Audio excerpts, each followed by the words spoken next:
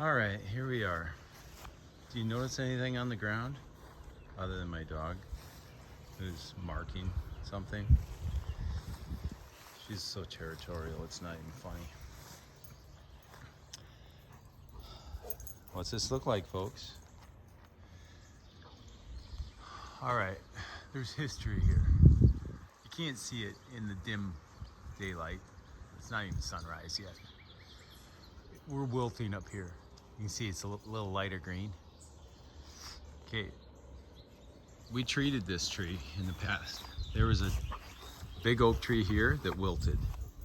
I think there was one over here that wilted. One right in here that wilted. There's one down there that wilted. We kept this one alive. Look at 2007, 2009, 2011. And we said she's good. It's 2021, folks. This tree is alive. But it started wilting this year. Now my recommendation was don't treat it. It's gone. You have to understand what's going on in oak wilt. It's like an autoimmune. The oak tree is shutting itself down. It's not the fungus doing anything. It's the oak tree chasing the fungus. So this fungus got back in here. It might have been overland transmission. I can't imagine. There's nothing to root graft here. The roots are long gone. 4 years is your max for it to stay alive in the soil, really. So this tree was cut down more than 4 years ago. So it's probably overland transmission somehow got back in this tree, and the tree is trying to stop it, and it's shutting down its vessels. In red oak, I mean, all history tells us there's no stopping this disease. One time I've treated a situation like this where I had a wilting branch. I treated the tree stayed alive. I think it died the next time I tried to treat it. So this tree's dead. The client just absolutely wants to do it. She called somebody else and she says, yeah, they said they'd treat it.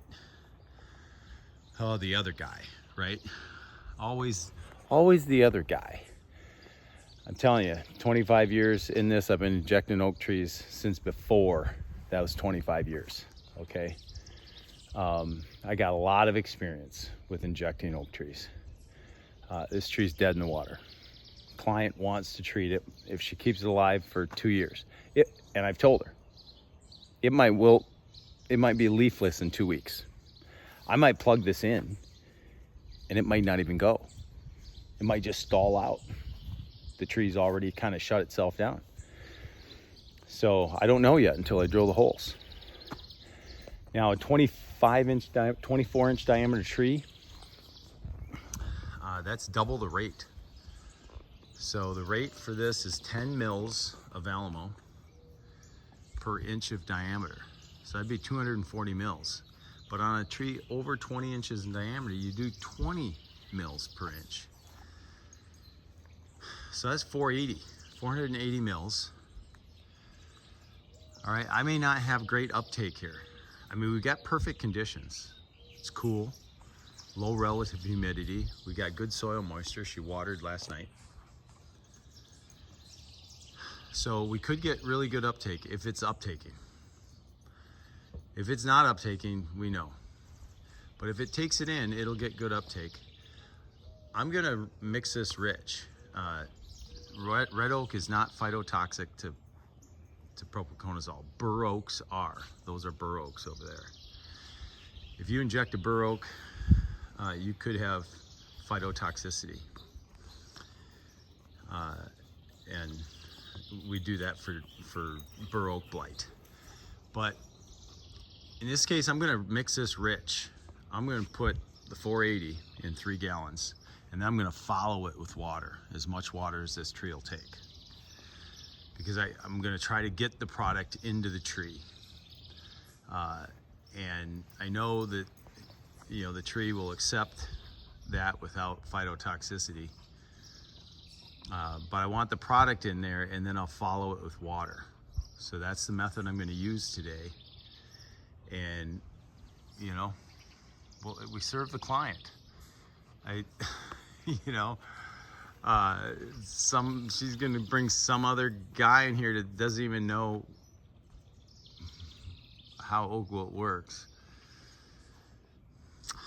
I know we can probably keep this alive for 2 years if it takes it. But it could wilt in 2 weeks. And there's full disclosure to the client. But here I am, 5 o'clock in the morning. Game of trees, we're having fun. I'll keep you posted.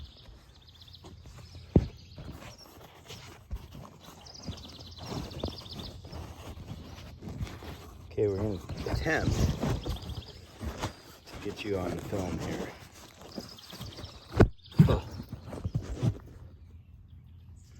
Is that going to take it? That looks pretty good. All right. Let's get you the process. Now I've injected this 3 times before. So I don't even know after 11 years if we can find the old holes.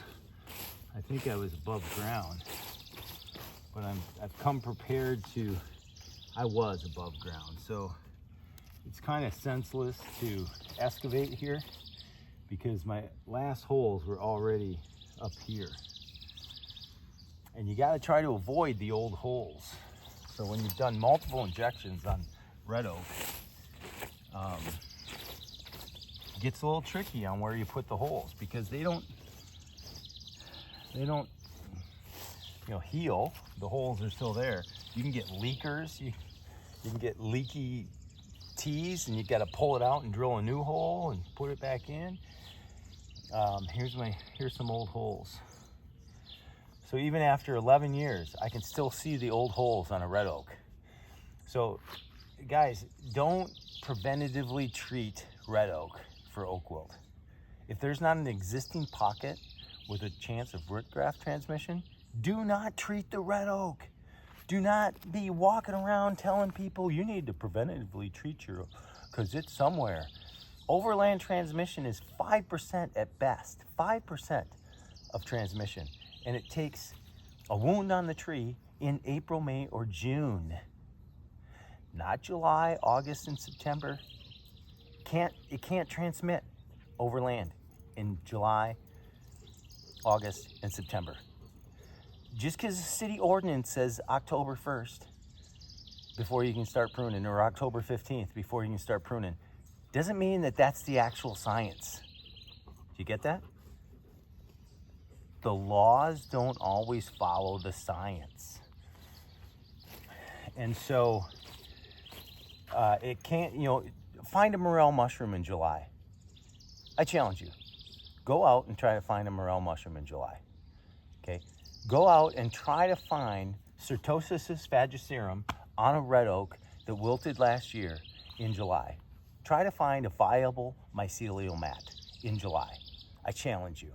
You're going to find dried up and desiccated ones. And there's nothing for the picnic beetle to carry when he flies. I don't care that the picnic beetle's flying. He has nothing to carry in July. So we're at July 2nd now.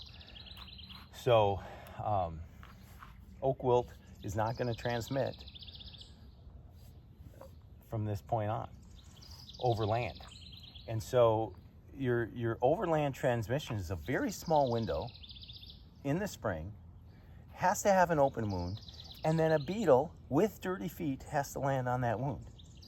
It's rare that overland transmission occurs. Do not protect red oaks against overland transmission if there's not an existing pocket next to that tree. Okay? You got my stump speech there? Okay. Now we're gonna drill these holes. Let's get this baby plugged in.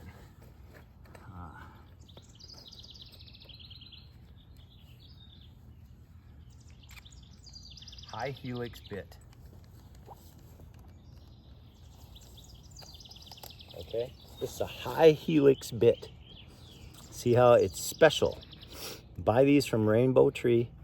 Do not go to the hardware store and get a standard drill bit. Okay? You got to have a high helix bit. It's a tighter spiral. It makes a difference. Can you see that? It's not very focused. Man, it won't focus on that. Anyways, it's a high helix bit, trust me. All right, I'm gonna go between and just above my old holes. Forward would be good.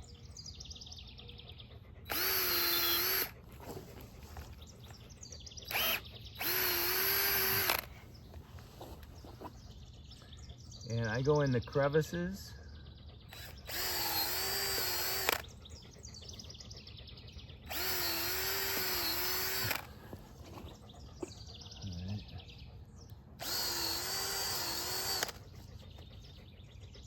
And you want to be in the flare of the tree, the root transition zone.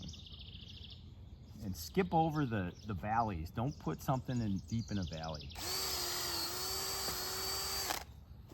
That was a bad hole.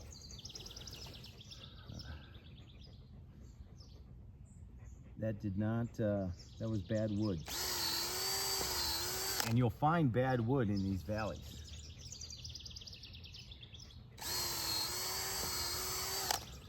Oh, what do we got? 1, 2, 3, 4, 5, 6.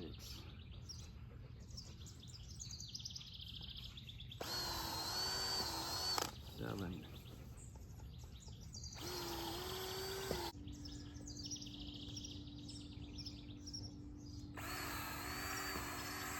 15.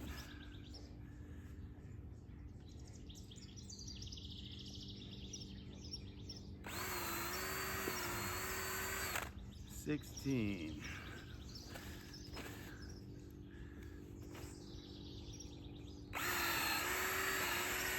17. Hey. 18. 19. 20. To me. Oh, sorry.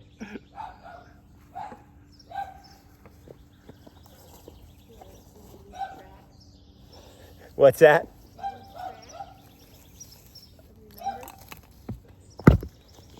Yeah, I've got a beeper on her. No, I mean, you're counting. Oh, yeah, I'm counting, yeah. I'm actually recording. Oh, I'm being recorded? Yeah, now you're being recorded. Don't say anything you don't want to repeat it. Where did that hole go? There it is.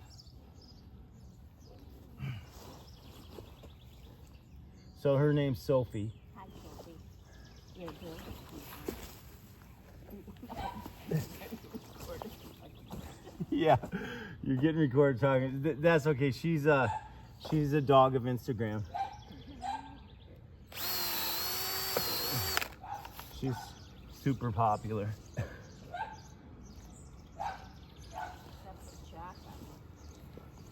I use my dog to increase my popularity. Oh, stop it. Oh yeah, she'll lean right into you.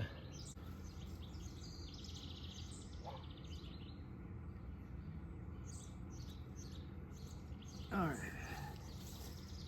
See.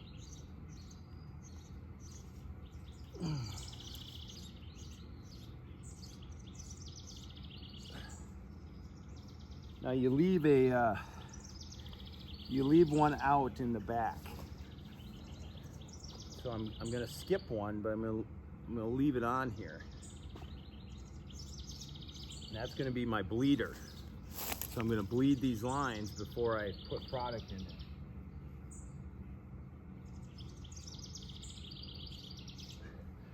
Because you wanna make sure you have everything going without any leaks before you put product in. So we're gonna solve all our leaks with water.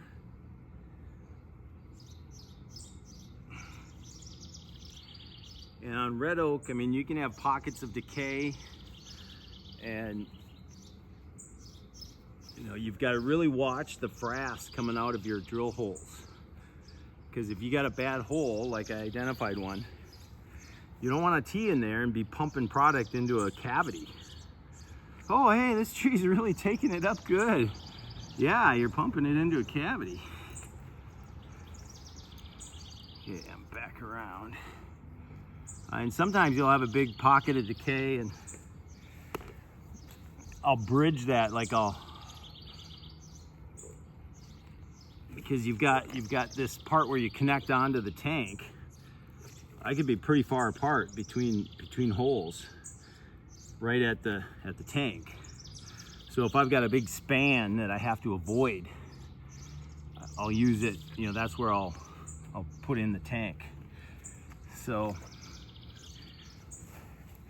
I push them all in by hand, and then just use the back of the drill. I just tap them in.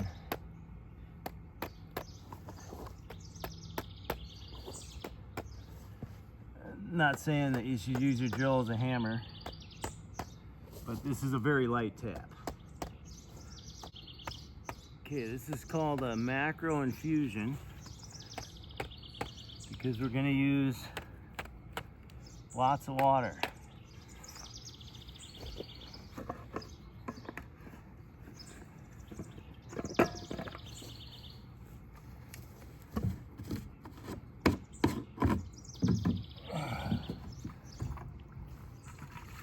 I'm going to rinse this.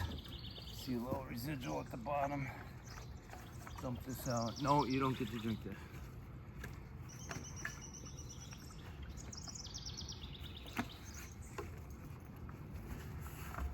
All right.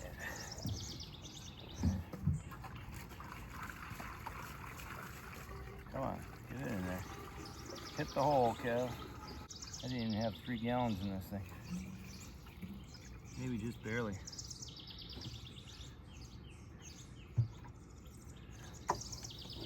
All right. Now I got all my holes in. I got 20. You know, roughly it's 1 tee for every inch. I got 20. It's 24 inch, but I got 20. But I had to avoid. I was limited on where I could put them. Wow. So I got this pressurized. And now we're blowing out this tee here, but the pressure's going down fast. So I either have a leak or this tree is already pulling in pretty good.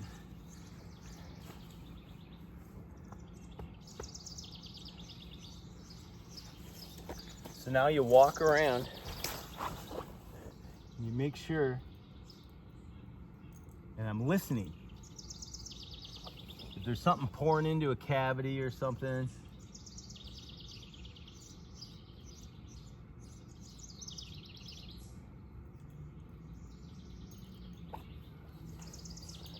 okay.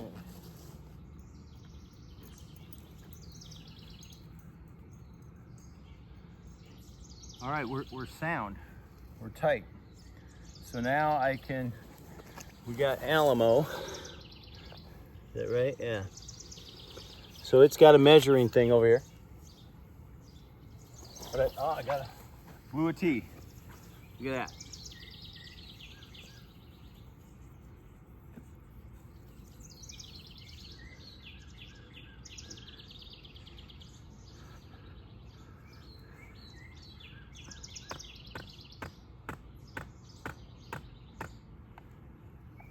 All right, the bark fissure was kind of pushing on that, and a tee popped out. You don't want that happening when your product's in there. So let me find out I want to get more water before I get those in.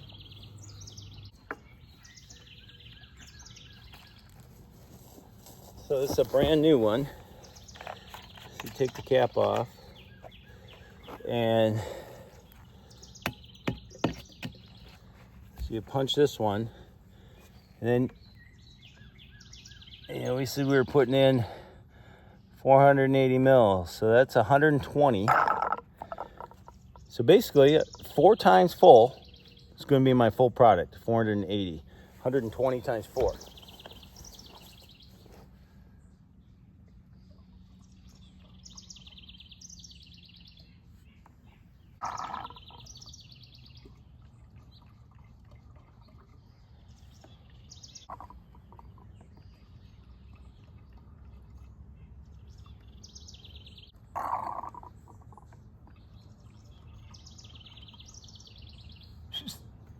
Stay by me.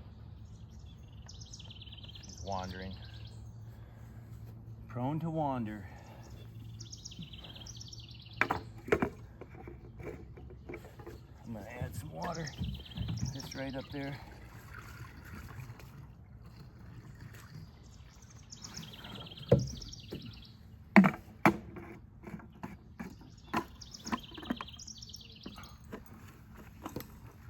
These tanks are right from Rainbow.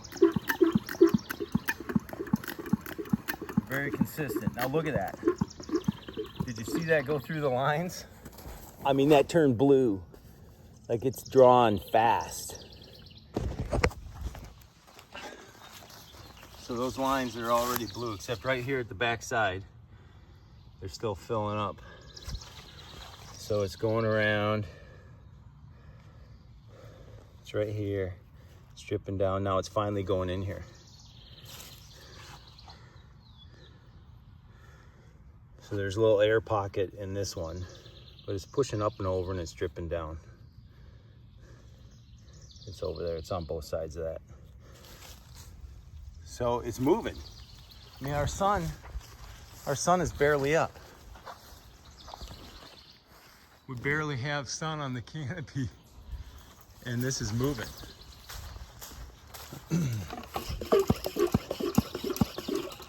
So if this drops down fast, I'll add water, you know, and I'll dilute this as we go a little bit.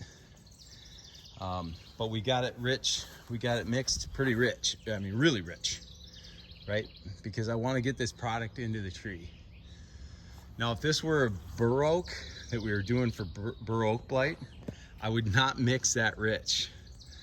I would stick to the 10 mils per quart if I could.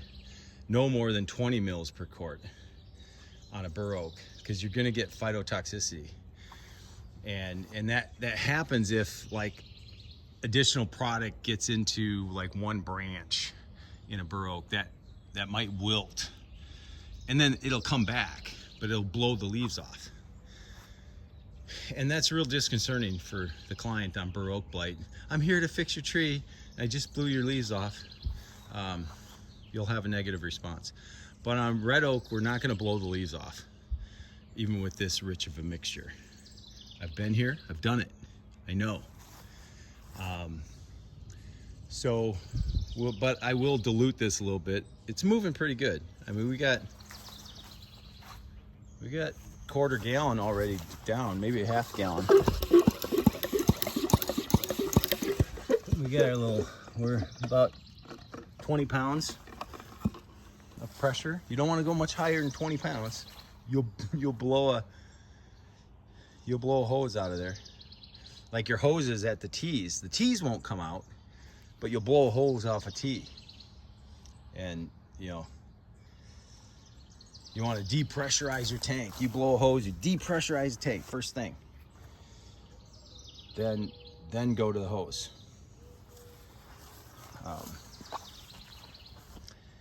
And you know, the LD level on propiconazole, I mean, you know, any number of solvents are worse than propiconazole. It's a pretty friendly product. So I'm not ever too concerned about propiconazole on my hands. The blue dye is the worst thing. But it's pretty gentle product. So I'm getting to be about almost a gallon out of there. It's moving, folks. So this is good news. It means we're gonna get product up there It probably won't go up there because that's wilting. Those vessels are probably already gone. So if we stall this out and save this tree, we're probably pruning that branch out, you know, in the winter. It'll probably be leafless this year. But we got a fair amount of canopy on this tree. So I got a gallon down. I'm gonna top this off.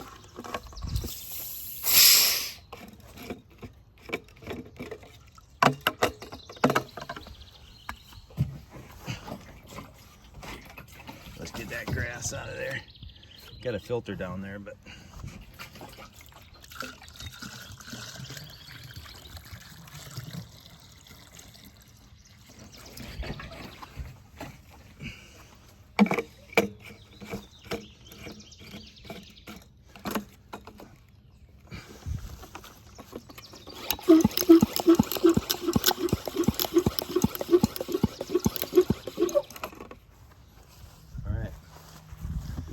so I'll probably dilute it a couple times. I'm gonna probably, it gets boring from here. This is where you bring your book, you bring your reading materials, and you know, you do it. I could walk the dog. It's fairly safe to leave this unattended. If we're doing Dutch elm disease injections and we got a power pump on it, I never walk away on a power pump. Your pressure can rise up, you blow a hose off and you're just pumping solution everywhere. But once you figure this out and everything's stable, you don't have any leaks, you're not over pressurized. You know, I'm under 20 pounds down there. You see that? Where am I at? Yeah, there we go.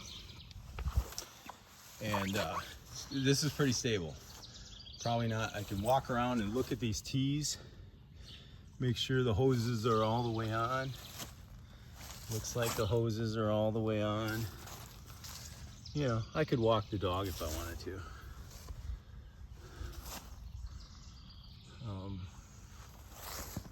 So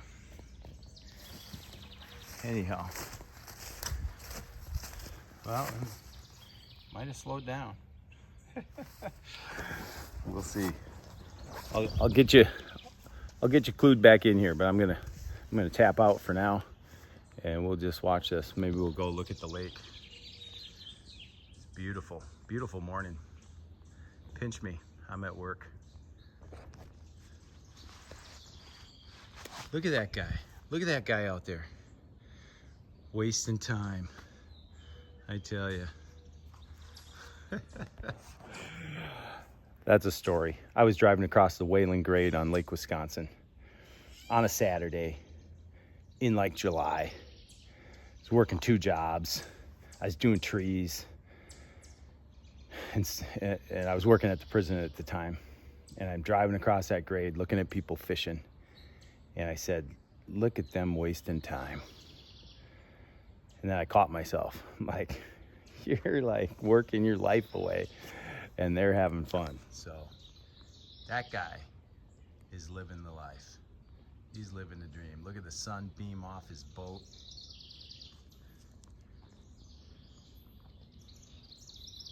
That guy's living the dream right there.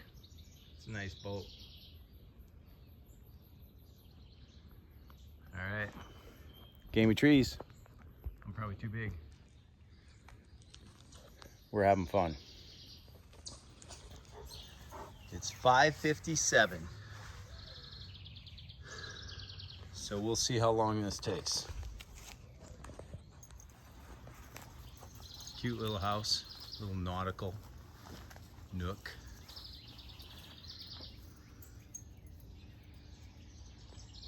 Beautiful sunrise. Lake Mendota.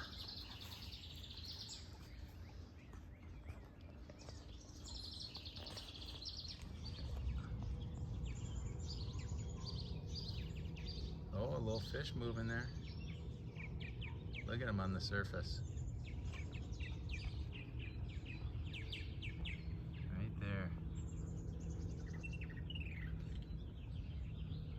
Oh, he's gone.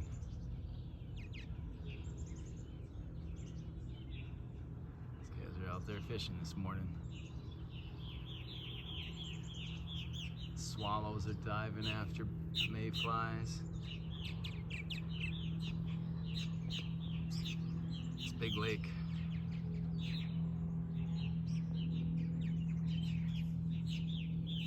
Beautiful morning. No wind. This is incredible. Big boat going across.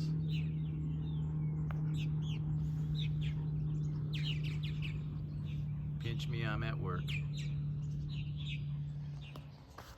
Okay, so I've been gone for 20 minutes. And it's only a little more than a gallon down. So that's more discouraging than encouraging. But my pressure was down. So maybe it's just because I wasn't here monitoring it and keeping the pressure steady. It's kind of a cool tree, overarching, you know. She's hoping to save it for a while. It'll be a perpetual treatment though, every 2 years. And what problem we're gonna have now, so we treated this 3 times in the past. We excavated it the first time and probably the second time, and then we started getting above ground with the holes. Now we're here, so you know we've got to find places to drill holes in 2 years. And then in 2 more years, we've got to find places to drill holes. And so you keep creeping up the trunk and you keep doing holes in different spots. And we've cut these open after years. You know, I've got some other ones with maybe 10 years of treatments. And you can see that decay starting to coalesce. You know, red oak is prone to decay. So now here we are at the root crown and we're poking holes every 2 years. That's why you don't want to preventatively treat these. Is that a gypsy moth?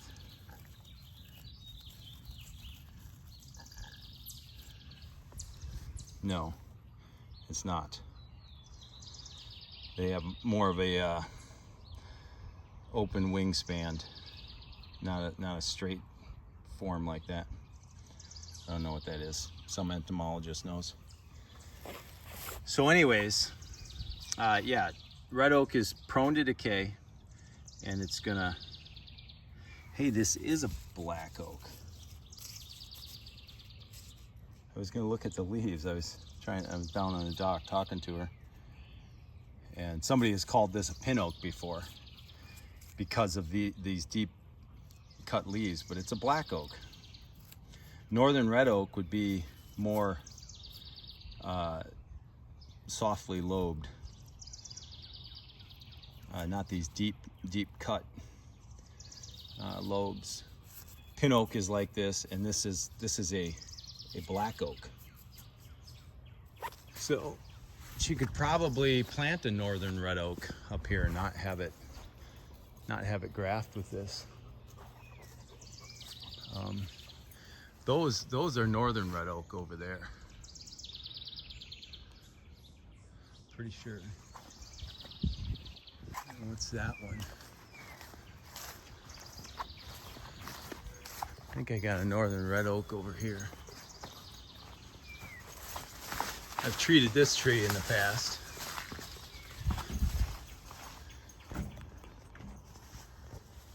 So let's look at the leaf there. It's a shallower lobe. You know, it's not all the way in. So it's a little different shape than the one we have on our tree here. Yep, there's the English oak. Right there. Real narrow. Gonna fit right in that space there. Not get very wide. Anyhow, back to the project at hand. So here's an example. This is black oak. So we got pretty deeply furrowed bark. And it's, you know, it's rough. Now here's a northern red oak in the neighbor's yard, and that's a distinctly different texture of bark. I mean, it's got some deep furrows here, but they spread out like this. And if you look up, it's got a different, the furrows are really long, and it's just, it has a different look than that black oak over there.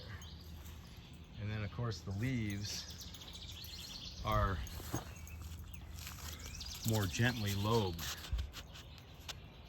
so they're not so deeply cut.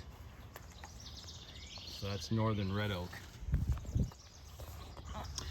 So here is a northern red oak on the right, and a pin oak. Not a pin oak. That's what somebody called this. This is a black oak. And so you can see why someone would call it a pin oak if you know what a pin oak leaf looks like. It's very similar. But this is definitely not pin oak bark. And it's not red oak bark. If you compare it with the other one, it's like deeply furrowed and a little darker. The furrows flatten out a little bit more, and there's not so many bifurcations of the bark. It's longer paths of furrows on a red oak, northern red oak. So it's about 6:30. We're a gallon and a half down. We've added a gallon, so we're 2.5 gallons in the tree, and we're maintaining pressure here. I think as long as I got it up close to 20 pounds, it's dropping pretty steadily. So I'm gonna, instead of hanging out at the lake, which would be pleasant, I'm gonna hang out up here and keep this thing going. I might get home before Lisa wakes up. That would be a good thing. We're just chilling. Aren't we? Aren't we, pup?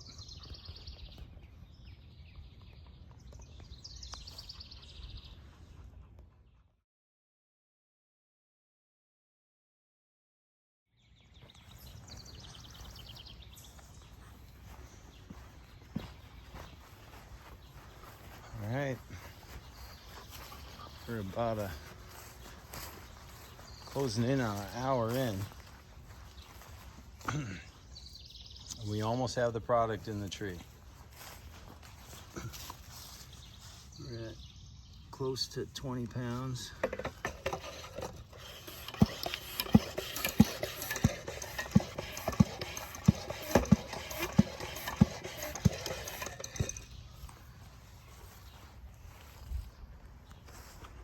All right. What a day. Quiet. Almost 7 o'clock.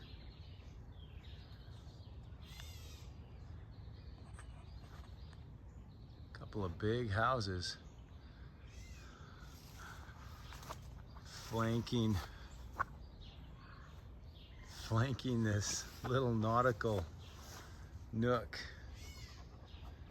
So she's got a nice place here. Cool Norway spruce, white oak, 3 bur oaks. I gotta write up a estimate for pruning. I think I'll do that now. What do you think, pup? Well, we are just over an hour. It's 7:05. And we plugged in at about 5 to 6. And there's a little bit left in the bottom there. You can't see it. But when we start to see it in the line, when we see air going into the lines, then I'll open this up. And you see if I shake this, we got a little bit of solution in the bottom. Yeah, we're sitting right around 20 pounds.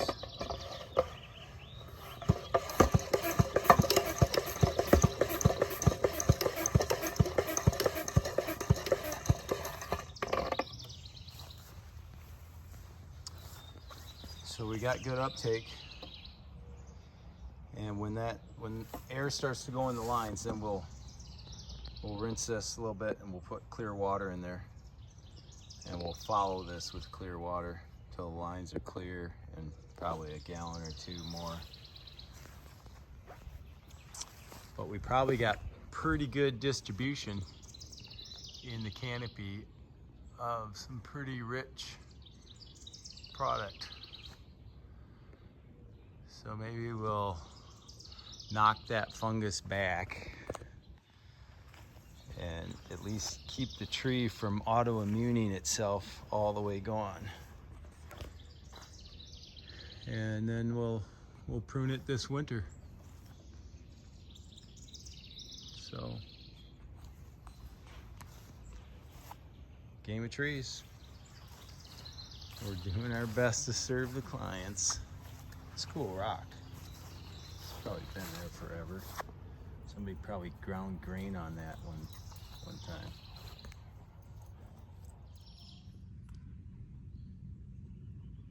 We have air. We have air bubbles coming. Oh, look at here. We got air in the lines, folks. We are finally there. So, it's Game of Trees. Like and subscribe. This will be probably a midweek release that this came out. And we'll see you next time. Beautiful morning on Lake Mendota. Pinch me, I'm at work.